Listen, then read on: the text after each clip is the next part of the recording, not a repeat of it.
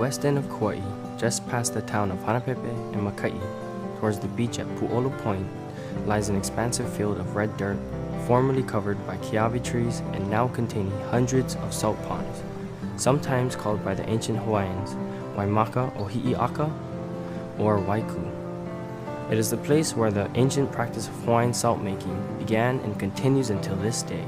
It is also the location of one of Kauai's most treasured beach parks that is named after the salt ponds, Salt Pond Beach Park. The salt patch in Hanapepe is the only place in the world that makes Hawaiian salt. Receiving salt from Hanapepe is really a gift because you have to understand how much hard work it takes. People are on their hands and their knees in the hot sun, on their days off, busting their booty to make this product that is only given to, people they care about. Or back in the day, it was more a form of trade. So you would make smoked meat, I would make salt, and we would trade. The salt ponds connect the past to the present with the multi-generational ancient Hawaiian practice of salt making. They offer a glimpse into Hawaiian culture. The salt patch is a cool experience. For one thing, you get to stand in the exact same place that your grandmother stood, the exact same place that your grandfather stood, and do something, create something just because you love it, because you love your culture, because you love your history. You get to teach your kids the meaning of hard work, the meaning of family. I've been in the salt patch since I was a little girl. My girls have been in the salt patch since they were babies. My dad's been in the salt patch since he was a young child, probably maybe in his 13, I think, is when he probably started. There's about 23 original families, and each family has its own section, and in that section, every family has its well. Water travels underground from the ocean into the wells. So we take that water from the wells and we transfer it into the beds. The beds are made out of black clay, and the black clay you can find in different areas. Every family kind of has its secret mud spot that they like to dig. One bed probably takes about 6 hours to make. And you add the water in, then someone from the family will go every 2 to 3 days to add new water to your bed. So each time someone adds water, the sun will bake it, crystallizes, it forms different layers. So then in probably 3 to 4 weeks, you're able to do your first harvest. The salt season normally starts during the summer months. Normally we start probably the end of May, beginning of June, and we go into the rains come. Once the rains come, we make the decision where we're going to continue on or we are going to stop for the season. What happens when the rains come is that whole salt patch area fills up with water, so the water doesn't drain properly, so we're done. Salt Pond Beach Park is a gathering place for locals and a destination for visitors. The activities that occur at Salt Pond in no specific order of popularity or anything. It's a popular stop for the school kids from field trips. They'll stop in for lunch at the end of a field trip, or they'll go there for the reef walking excursion. At the end of the school year, the scouts will be there in mass. Certain times of the year, there'll be basically the whole camping part of the park will be full of the Boy Scouts. Church groups camp there as well.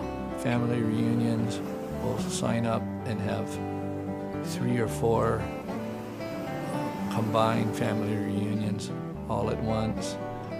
There's the canoe races that end up at the park, or the canoe races that start at the park. There's the bicycle run around the island that ends at the park.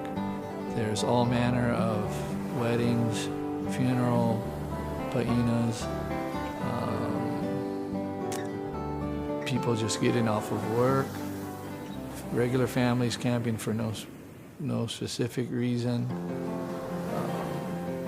The basic tourist amount of load that shows up there, the old timers hanging out, having a cold beverage, and on and on.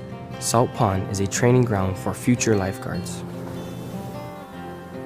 The highlight for us at work at the lifeguard tower is the junior lifeguard program that rolls through the beginning of the summer that's been going on quite a while, at least 10 years or more. So that does a few different things. The lifeguards that fill in as junior lifeguard instructors, they'll be there for a week, so we get to visit with them a little during lunch and whatnot, and it might be some of the gang that we don't normally see during the week or during the year. And the kids, most of these water kids, we're kind of familiar with. One or two will have different buddies or heroes or cats that we've seen over the years. It's the only event directly related to our work, so we kind of have a bit of a vested interest. Become hired by the County of Kauai Fire Department, Ocean Safety Bureau. You take a basic test that's utilized nationwide by the United States Lifeguard Association, readily known as the USLA, and the criteria for that is that you run 1,000 yards and swim 1,000 yards in 25 minutes or less, and a few other tested swim events in the water. And at Salt Pond, that's basically where you would go to take the tests. Salt Pond offers a hands-on outdoor classroom experience with the Department of Education's Environmental Studies excursion known as the Reef Walk. We wanted to become more involved in setting up some kind of outdoor curriculum, science curriculum, environmental ed curriculum. So that's exactly what we did, and each year we invited teachers from every elementary school in the district to come out, and we would be out there as resources for them. We actually had teachers from Honolulu School and every elementary school in between, all the way to Kikaha at different times. So we thought it was a very worthwhile experience for the students. They were really excited about it. I feel really good about having had all those teachers come out,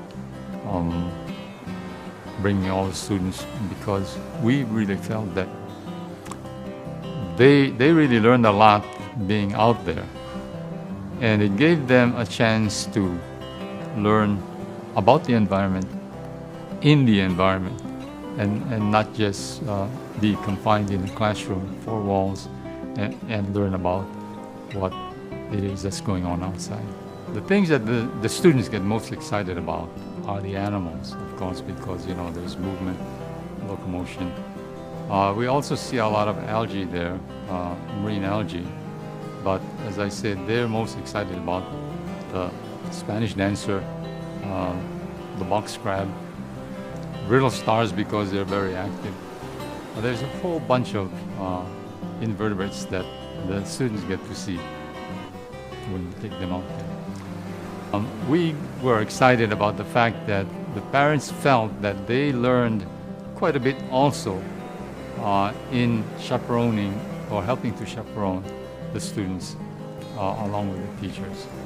So we felt good about that. I've been on reef walks on the Big Island, on Oahu, and there is no place, in my opinion, that really compares with that. I said this many times to the classes there and to the adults, that we are very fortunate because here at Salt Pond we have the best spot for doing reef walks and for learning about organisms better than any place else in the state. Rich in culture, tradition, and education, the gathering place known as Salt Pond is more than a beach park. It is alive in the memories of those who have stood in its salt beds and fished along its shoreline, and it beckons to those who seek one of its experiences. Throughout the years, the only thing that changes are the faces of those who come to sit and watch the setting sun.